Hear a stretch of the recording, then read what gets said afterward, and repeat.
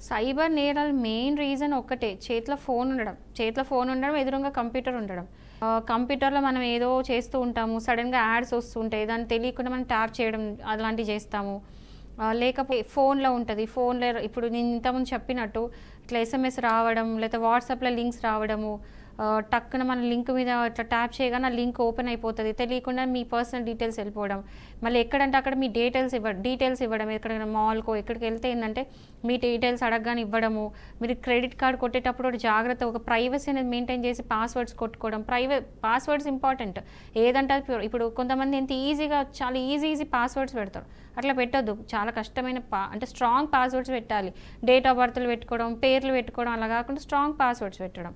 So ఇలాంటి కొన్ని పాటిస్తే ఏందంటే ఈ సైబర్ క్రైమ్స్ కొంచెం తగ్గుతది. బట్ మెయిన్ రీజన్ వచ్చి అయితే ఫోను, మనం చేసే నెగ్లిజెన్స్, నిర్లక్ష్యం అనేది అంటారా, నిర్లక్ష్యం వల్లనే అయితది.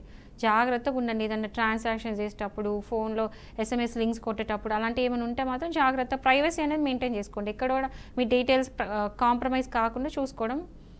దీనికి నేను చెప్పేదగ్గ ఒక్కటే ఒక సజెషన్.